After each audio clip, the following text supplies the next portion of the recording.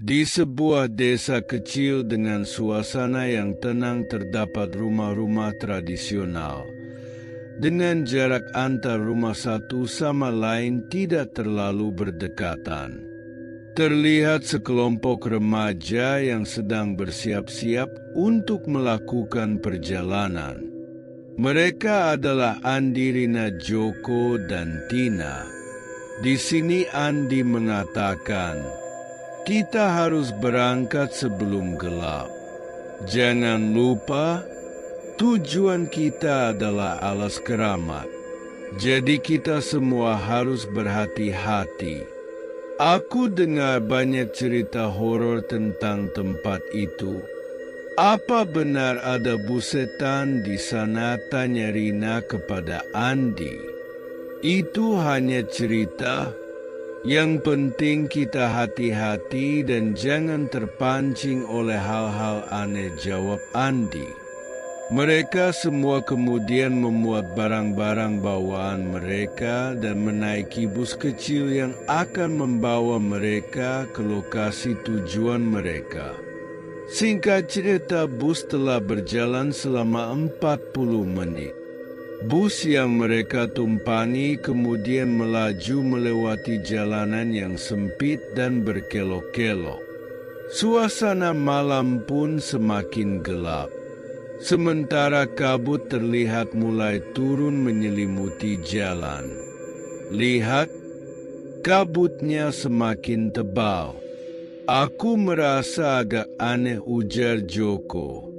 Tina yang duduk tepat di sampingnya mencoba untuk menenangkan Joko yang terlihat mulai ketakutan.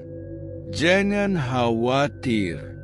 Beberapa jam lagi kita akan sampai, ujar Tina. Namun gak beberapa lama kemudian, tiba-tiba mesin bus mulai terasa bergetar dan suara-suara aneh mulai terdengar. Dan seketika bus terhenti di tengah jalan dan jauh dari pemukiman warga. Bus yang terhenti di tengah hutan.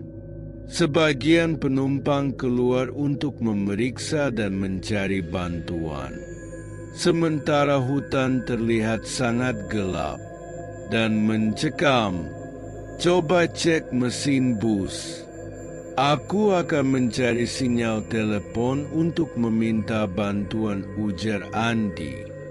Andi dan beberapa temannya kemudian pergi mencari sinyal, sementara yang lain mencoba memperbaiki busnya yang tiba-tiba mogok itu. Saat Andi dan beberapa temannya menjelajahi hutan demi mendapatkan sinyal, mereka melihat sebuah bus tua yang tampak sudah lama ditinggalkan. Bus ini mirip dengan bus kita, ujar Rina. Tapi bus ini terlihat sangat tua dan menyeramkan. Lalu tiba-tiba suara langkah-langkah berat terdengar di sekitar mereka. Mereka merasa ada sesuatu yang mengawasi mereka. Sebelum sesuatu terjadi pada mereka, Andi kemudian mengajak teman-temannya untuk bergegas kembali ke bus mereka.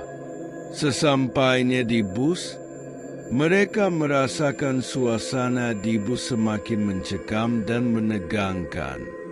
Bau amis darah pun tak luput dari penciuman mereka. Dan beberapa penumpang mulai merasa gelisah. Karena ada yang mulai melihat hal-hal aneh di luar bus. Lampu-lampu bus pun tiba-tiba mulai berkedip-kedip tak beraturan. Sepertinya ada yang salah, kenapa bus ini jadi begitu menakutkan, ujar Joko. Di sini Tina mengatakan, aku merasa seperti ada yang mengikuti kita. Lihat, ada bayangan di luar. Suara-suara aneh pun mulai terdengar dari luar bus, seperti suara teriakan dan raungan. Suasana yang begitu mencekam membuat beberapa penumpang berteriak ketakutan.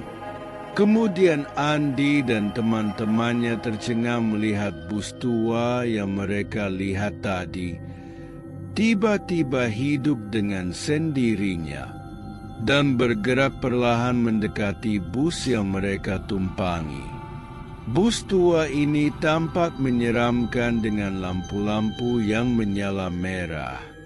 Rina yang panik kemudian memejamkan matanya sambil membaca-baca ayat kursi. Bus tua yang semakin mendekat tiba-tiba berhenti di samping bus mereka. Semua penumpang berteriak ketakutan. Dari dalam bus tua itu, tampak sosok-sosok bayangan yang bergerak. Andy kemudian mengajak teman-temannya juga para penumpang lainnya untuk keluar dari bus, untuk melarikan diri demi mencari bantuan dan tempat yang aman. Mereka berlarian menyusuri hutan gelap, mencoba mencari jalan keluar dari situasi yang mencekam sambil dikejar oleh bayangan dan suara-suara mengerikan. Sambil tergesa-gesa, Joko mengatakan kita harus menemukan tempat yang aman.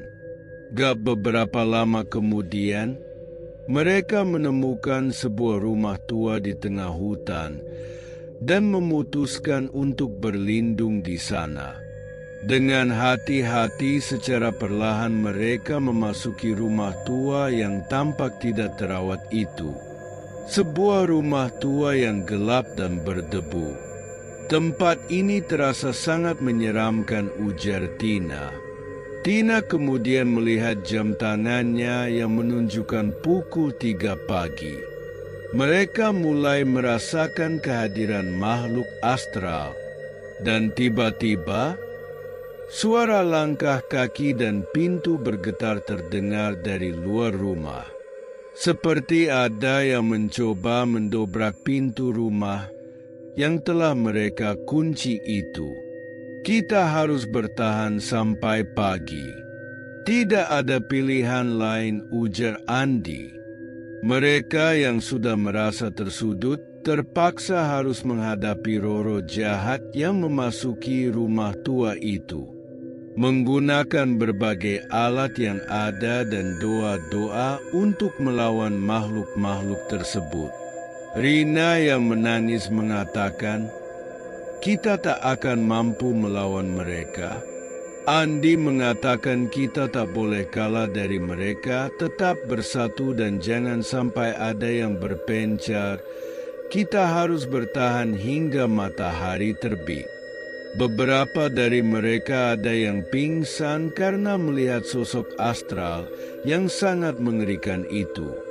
Hingga akhirnya matahari pun mulai terbit dan kabut pun perlahan mulai menghilang.